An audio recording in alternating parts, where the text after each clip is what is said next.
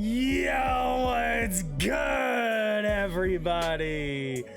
I'm rhicky28. Welcome to the YouTube channel. Today, we're going to be ranking all 46 cards that are included in the All-Star Game program. I'm going to go through the relievers, the starters, the catchers, infielders, and outfielders, all 5 of those categories so that it's easy to digest. If you like this sort of content, please give the video a thumbs up, subscribe to the channel. It helps out immensely. Let's jump right into the material because we got a lot to cover.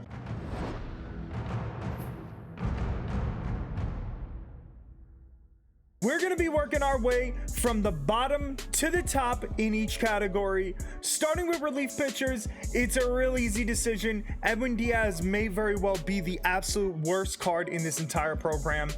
He's only got a slider and a fastball. 2 pitches ain't gonna get the job done. Edwin Diaz is at the bottom. The next 3 guys probably won't make your bullpen. They don't have much in the sense of positive qualities among them. Bednar has a similar problem to Edwin Diaz. He's got 3 pitches, but they're really bad pitches. Fastball, curveball, splitter, unusable in your pen. Joe Mantiply is a left-handed reliever. He's got a sinker. His other pitches don't really work well for tunneling off of that sinker. He's got a curveball, a circle change, and a fastball. 4 is going to be Ryan Hellsley. The reason that we have him above Mantiply, despite being a right-handed pitcher, is that he does have 119 hits per 9. He does have outlier on his fastball, and he's got a slider to go along with his curve and his circle change. He's got kind of a few meta pitches, but they're not impressive enough for me to say that you should really put Ryan Hellsley in your bullpen. Now we get to the top 3 relievers, and they're all pretty useful. Emmanuel Klosse is gonna be number 3. He's got a cutter, he's got a slider, he's got a fastball. Not exactly the greatest pitch mix, but it is pretty solid.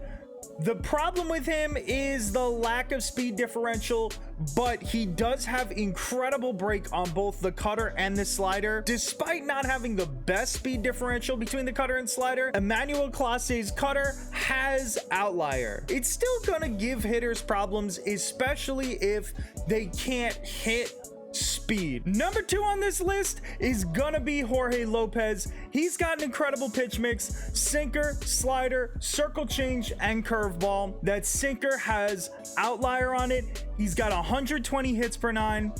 The break on his changeup is 94, his curveball is 99, his slider is 88, and his sinker is 95. Plus the speed differential between all the different pitches. Jorge Lopez only has one thing going against him, and that's the only reason that he wasn't number 1 on this list, and that is because he's a right-handed pitcher. Number 1 on the list is Gregory Soto, left-handed reliever. He's got a fastball, he's got a sinker, he's got a slider, and a circle change. Again, outlier on that sinker, 118 hits per 9. We've been lacking in left-handed relievers for a long time, and Gregory Soto may very well be the best left-handed reliever in the game at this moment. Moving on to the starting pitchers, these next 3 I'm going to talk about are really just kind of useless. I don't really think that you should have them in your rotation under any circumstances. The first one is going to be Shane Mcclanahan. Bad pitch mix, 104 hits per 9. He's not really doing much for you. Carlos Rodon suffers from the same exact issue as Shane Mcclanahan. Awful pitches. He does have slightly better speed differentials, which is why he was bumped up a little higher than Shane Mcclanahan. 105 hits per 9. Just don't use Rodon, please. And the last of the bottom 3 is gonna be Clayton Kershaw. Again, he doesn't really have a good pitch mix. He has good speed differentials, but honestly, without some sort of sinker, Clayton Kershaw is just not your guy. Tony Gonzalez coming in at number 9. He suffers from the same exact problems as the previous 3 pitchers. The only thing is he does have a splitter, which has been a really good pitch this year, and he has 115 hits per 9, so that is really good. Without a sinker and maybe a cutter, I personally won't have him in my rotation. The next 2 pitchers that we're going to talk about are in kind of a weird spot. They're very mid pitchers. but they do have some things that are really going for them. I put them at a tier slightly above the guys that we're talking about. We got Justin Verlander first. He has 109 hits per nine, which is pretty solid. His biggest benefit is that speed differential between all of his pitches. He's got fastball and he's got slider, the 12-6 curveball, and circle change. They're all at totally different speeds, so I would have to test out Verlander a little bit, but I don't really see him making my rotation. At the same time, there is a chance that those speed differentials really throw off hitters, really kind of mess with their timing and everything, so he might be a guy that's a little fun to play with. He was an incredible card last year, but he had outlier and this card does not. The other guy in that category, like Verlander, of being kind of a bad card but having some significant positives, is Shohei Ohtani. 91 hits per nine is absolutely awful, but he does have slight speed differentials that do work with those pitches. Shohei in the beginning of the year had these same exact pitches and people really enjoyed using them. The biggest reason that I had him slightly above Verlander is just his hitting stats. I mean, Shohei Ohtani can really hit the ball. That is a huge addition to your lineup if you have a guy in the 9-hole that can actually hit the ball. Shohei does have that big benefit. 91 hits per nine is really bad, but his hitting kind of makes up for that because you don't actually have a hole in your lineup. Martin Perez is coming in at starting pitcher number 6. He's got a really solid pitch mix: sinker, circle change, cutter. He doesn't have great speed differentials. His changeup is only 10 miles an hour less than his sinker. His cutter is almost the same as his sinker. He doesn't have outlier, and he's only got 98 hits per nine. I would actually make the argument that Shohei and Verlander seem a little more interesting to use than him, despite the fact that Martin Perez has the meta pitches. Paul Blackburn is in the same exact category as Martin Perez. They got really good pitches, but I don't know if it's going to be good enough. Sinker, cutter, curveball, circle change. The speed differentials are kind of lacking a little bit. He does have 100 hits per nine. I would be willing to try out Paul Blackburn, but I would not be confident in it. The top 4 pitchers are the ones that I am most excited about. Coming in at number 4 is Alec Manoa. 104 hits per nine, but he does have a sinker, a fastball, slider, and circle change. Unfortunately, no outlier on that sinker. Otherwise, he might have been a little higher up on the list, but he does have really great speed differentials. The 12-mile-an-hour difference between the sinker and the slider is gonna be a problem for hitters. His fastball and his sinker go at the same speed, so that kind of hurts us a little bit. But all in all, I would be very confident in starting Alec Manoa on my team. At number 3 is Luis Castillo. I'm super excited about this card. 107 hits per nine. He's got a circle change primary, sinker, fastball, and slider. He has outlier on the sinker, so that gives his speed differential a big boost when he's throwing a 98, 99 mile an hour sinker and then following up with an 87 mile an hour slider or an 87 mile an hour circle change that cuts the other way from the slider. He is going to be a really nasty card to use. I am so excited about Luis Castillo, and I didn't expect that I would like him this much. And numbers 1 and 2 on the starting pitcher list are absolutely incredible pitchers that you are going to want to put in your rotation right away.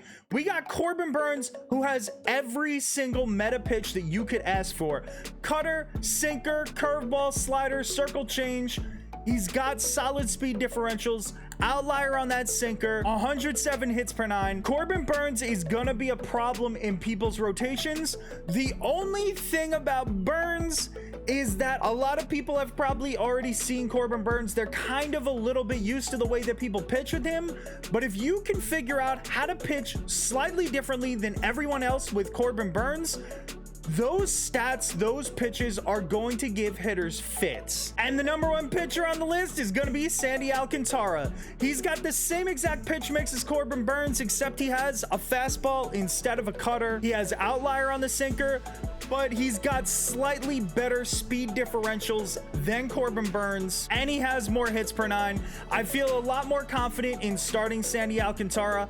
Plus, he has the added benefit of not a lot of people have seen Alcantara pitch outside of the time that he was supercharged. Most people aren't really using him this year. He hasn't had a high diamond card yet. Sandy Alcantara is really the guy that I'm looking forward to most using out of all the starting pitchers here. He's gonna be incredible. We're moving on to the hitters, and we're gonna start off with the only two catchers in the entire series. And you're gonna call this a cop-out, but to me, it's kind of a push between them. They're both really, really good catchers at this point in the year. Basically, Alejandro Kirk has slightly better hitting, especially against righties, which is what you really want. He's got the same defense, but a worse arm and much, much less speed. Wilson Contreras, on the other hand, doesn't really have the numbers versus righties that you would really want, but he can kill left-handed pitching, and there are still a lot of really good lefties in the meta, despite all the new right-handed starting pitchers that have been added. And Contreras, with his 93 arm, is going to be throwing out batters left and right. 65 speed is obviously pretty good for a catcher. Between the two stats, it's kind of just personal preference. Do you prefer a catcher with a better arm and slightly worse hitting, or do you like a catcher that's going to get on base constantly? He's going to field the ball pretty well, and he's still got a solid enough arm at 79. Moving on to infielders, there's gonna be 4 first basemen that round out the bottom of our list. Coming in at number 13 is gonna be Luis Arraez. His numbers versus lefties are absolutely unplayable. He does play a bunch of other positions. He does have really good fielding, but honestly, you can find a better first baseman or a better any of those positions than Luis Arraez at any point in this game. Miggy's coming in at number 12. I do love Miguel Cabrera's swing, but he doesn't have a ton of power. He does have a ton of contact, bad defense, no speed. You're not really playing him at third base. There's a lot better options. Miguel Cabrera, unfortunately, in this set of hitters, is going to be one of the worst first basemen. The next two are going to be the home run derby cards, the 97 overall mid-round cards. At first glance, they look like almost the exact same card, but Pujols has 0 speed. He's got the same exact hitting numbers, and they both have terrible defense. There's one major thing that Pete Alonso has over Albert Pujols, and it's not his 34 speed, though that is a big difference maker. Because they have almost the same exact hitting stats, Pete Alonso actually has some active quirks going for him. He's got Dead Red, Rally Monkey, Road Warrior, Day Player, and Fighter, and first pitch hitter. Pujols has none of that working for him. Pete Alonso just slightly edges out Pujols as a result of that. Our next two players, again, are going to be home run derby cards, and they have almost the same exact stats. Both have almost the same hitting, and both have kind of mediocre fielding. Corey Seager is coming in at number 9 on our list of infielders. He really wouldn't have been a terrible option last week, but this week with all the new cards coming out, I'm not really seeing a real good reason to play Seager. Jose Ramirez is a better card than Corey Seager, mainly because of his switch hitting. He also has more positions that he can play, and he has slightly better defense, slightly better speed. He does take a little bit of a knock to his contact compared to Corey Seager, but ultimately their hitting stats are almost identical. Manny Machado's coming in at number 7. He plays third base, first base, and shortstop. He's got incredible defense, 95 fielding, 97 reaction. He's got low power versus righties, but high contact. And then he's got low contact versus lefties, but high power. Machado's not a bad option by any means if you throw him in your infield. But in this program, there's a lot of really, really solid infielders. So we got Manny Machado kind of in the middle of the pack. The next two are going to be first basemen that are kind of interchangeable in terms of their stats. They both have really good swings that people really love. Paul Goldschmidt is coming in at number 6. He's got high contact, especially max contact versus lefties, and he's got a ton of power versus lefties and pretty decent power versus right. He's got good defense at first base, but that's the only position that he plays. And the guy that just edges him out is CJ Cron, also a first baseman. He does have left and right field secondaries, but you're never playing him out there with 36 speed. He's got much better defense than Paul Goldschmidt, and his hitting is slightly better, but the real reason that I gave CJ Cron the nod over Goldschmidt is, again, his active quirks. They both have a decent amount of active quirks, but CJ Cron has a few more, so CJ Cron gets my vote over Paul Goldschmidt. Number 4 and number 3 are, again, very, very similar cards. They both play second, third, and short, and they're both lacking power against one side of the plate. Andres Gimenez has diamond defense. He's got 92 speed. He bats left-handed. He's gonna be a very, very good infielder for a lot of people. And the number 3 infielder is gonna be Tim Anderson. I have him slightly over Gimenez. He does lack that power versus right, but he makes up for it with much higher contact. He also has diamond defense. He's slightly worse of a defender than Gimenez, and he does have slightly less speed.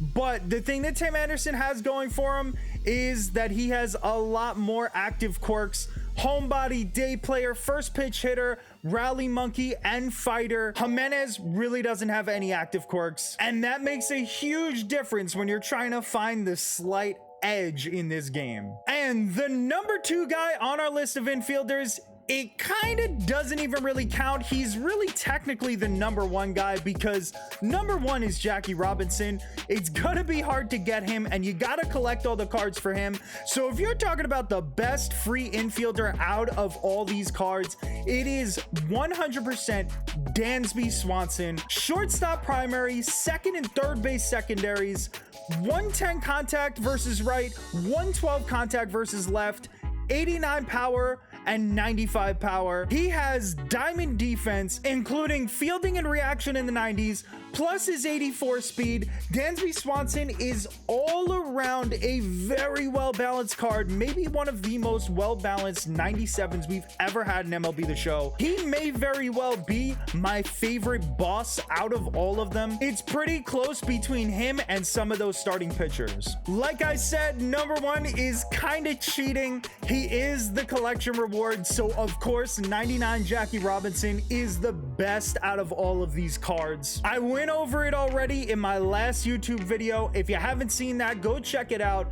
But Jackie Robinson is unbelievable, a necessity for everybody's team. He's without a doubt one of the top 3, if not top 2 hitters in the game right now. And we're on to our last category, all the outfielders. Number 12, the worst outfielder of the entire bunch is definitely Kyle Schwarber. I don't even need to talk about it. If you're gonna use a Kyle Schwarber card, use his player of the month. Coming in at number 11, we got Andrew Benintendi. I don't really know what to say about this card. He's reasonably well balanced, but that lack of power is gonna absolutely kill you. There's a million outfield options right now. There's literally no reason to use Benintendi. At number 10, we got home run derby Ronald Acuna. Okay-ish fielding, not really bad. 80 speed, you could deal with it. His low contact numbers are not going to play too great on Hall of Fame. Ronald Acuna is probably not making your team. Speaking of low contact numbers, Buxton comes in at number 9.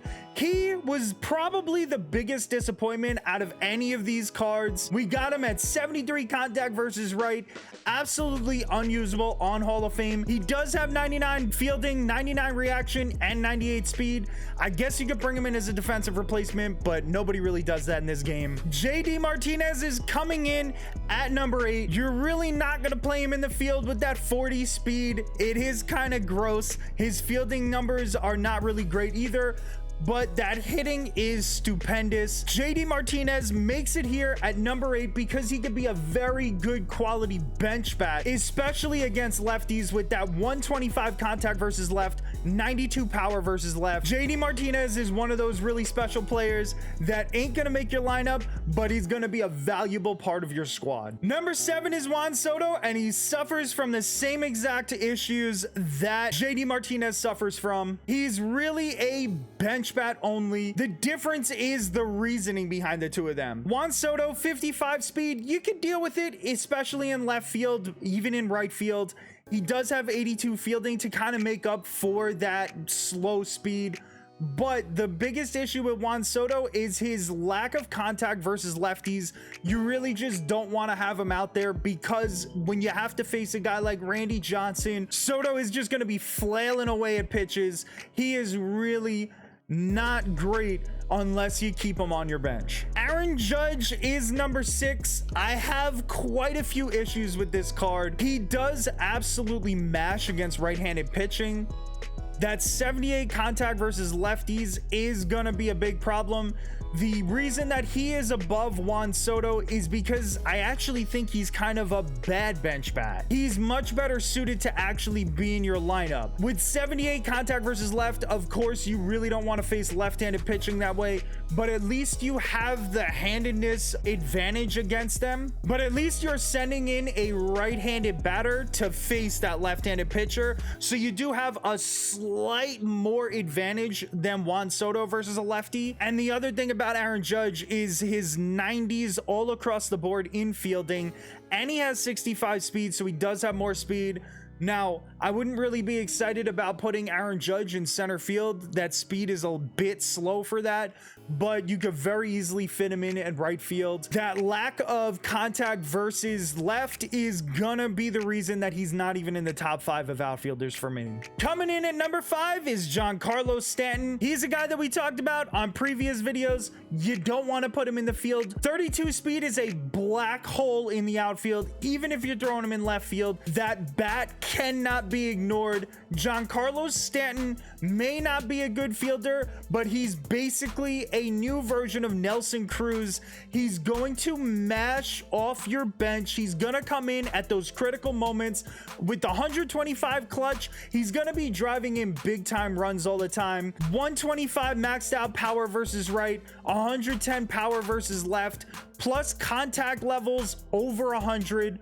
Giancarlo Stanton is somebody that you can't ignore, even though you really can't play him in the field. Number 4 is 97 overall Julio Rodriguez. The biggest knock on his card is his contact and power versus righties. All in all, this is a very, very well-balanced card. Diamond defense, 99 speed. He absolutely demolishes left-handed pitching. With this influx of right-handed starting pitching that we just got back into the game, he's gonna struggle a little bit with those kind of lowish numbers, but if you're really good at PCI placement, then Julio Rodriguez is gonna be a pretty damn good guy for you to use in your outfield. Number 3 on the list is gonna be Bryce Harper.